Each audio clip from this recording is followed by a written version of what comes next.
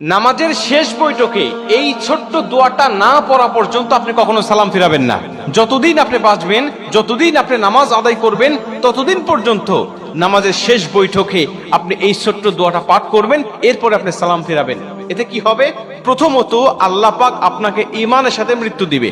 আপনার মৃত্যুটা যখন হবে তখন ঈমানের সাথে মৃত্যু হবে। আর কোনো ব্যক্তির মৃত্যুটা যদি ঈমানের সাথে হয়ে যায়, ভাই, ওর দুনিয়ার জমিনের কিচ্ছুর প্রয়োজন নাই। কারণ শেষ মৃত্যুটা তার হয়েছে ইমানি অবস্থায়, মানে সে মুসলিম হয়ে, ইমানদার হয়ে সে দুনিয়া থেকে বিদায় নিয়ে চলে গেছে। ওর কবরেও শান্তি, পরকালেও শান্তি, হাসরে, মিজানে, ফুলসিরাতে প্রত্যেকটা ধাপে সে মুক্তি, এবং আল্লাহ পাকের কমপক্ষে 10টি পৃথিবীর সমান একটি করে জান্নাত তার জন্য আল্লাহ ওয়াজিব করে দিবেন। কারণ শেষ মৃত্যুটা তার হয়েছে ইমানি হালতে। সাহাবীদের মধ্যে অনেকেই ছিল যারা শেষ অবস্থায় ঈমান গ্রহণ করে তারা জান্নাতি হয়ে গেছে। আবার অনেকেই আছে রাসূল সাল্লাল্লাহু আলাইহি ওয়াসাল্লামের সাথে থেকেছে, নবীজির সাথে নামাজ পড়েছে, কিন্তু সে মুনাফিক হয়ে, বেঈমান হয়ে শেষ বিদায় নিয়েছে। আল্লাহ পাক তাদের জন্য জাহান্নাম অবধারিত করে রেখে দিয়েছে। ঠিক তেমনি ভাবে মানুষের শেষ অবস্থাকে আল্লাহ পাক বিবেচনা করে। ঈমানদার হয়ে মৃত্যুবরণ করতে পারলে তার জীবনের কিচ্ছু প্রয়োজন নাই।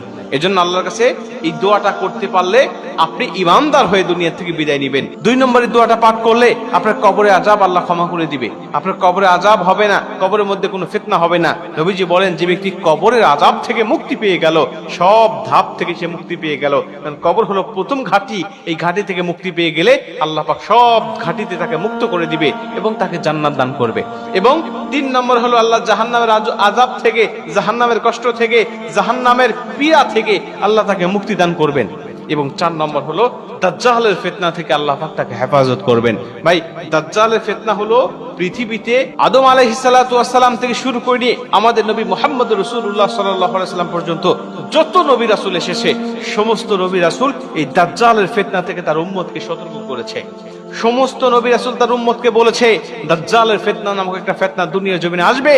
এত বড় ফিতনা দুনিয়ার জমিনে আর কখনো মানুষ দেখতে পাবে না। এত বড় ফিতনা মানুষগুলোকে বেঈমান বানিয়ে ফেলবে মুহূর্তের মধ্যেই। আল্লাহ তাকে কিছু অলৌকিক ক্ষমতা দিবেন, আল্লাহ পাক তাকে কিছু অলৌকিক ক্ষমতা দিবেন ঈমানদারদেরকে যাচাই করার জন্য।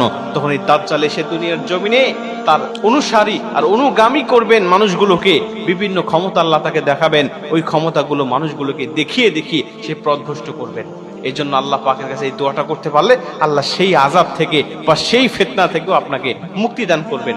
দোয়াটা ছোট্ট দোয়া আমি আপনাদেরকে বলি, সেটা হলো আল্লাহুম্মা ইন্নী আউযু বিকা মিন আযাবিল কবর, আল্লাহুম্মা ইন্নী আউযু বিকা মিন আযাবি জাহান্নাম, আল্লাহুম্মা ইন্নী আউযু বিকা মিনাল মাহইয়া ওয়া মামাত, আল্লাহুম্মা ইন্নী আউযু বিকা মিন ফিতনাতি মাসিহিদ দাজ্জাল। আপনি এই দোয়াটা পাঠ করবেন, এরপরে আপনি সালাম ফিরাবেন।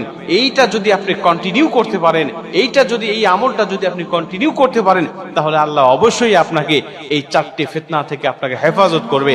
ঈমানের সাথে মৃত্যু হবে, কবরের আযাব থেকে রক্ষা করবে, জাহান্নামের আযাব থেকে রক্ষা করবে, এবং আল্লাহ পাক আপনাকে ফিতনা, দাজ্জালের ফিতনা থেকে আল্লাহ হেফাজত করবে। তার মানে আপনি দুনিয়াতেও শান্তিতে বসবাস করতে পারবেন, এবং দুনিয়া থেকে বিদায় নেওয়া থেকে শুরু করে নিয়ে প্রত্যেকটা ধাপে আল্লাহ আপনাকে শান্তির ব্যবস্থা করে দিবেন, এবং শেষ শান্তির জায়গা জান্নাতের মধ্যে আল্লাহ আপনাকে চিরস্থায়ী বাসিন্দা করে দিবেন।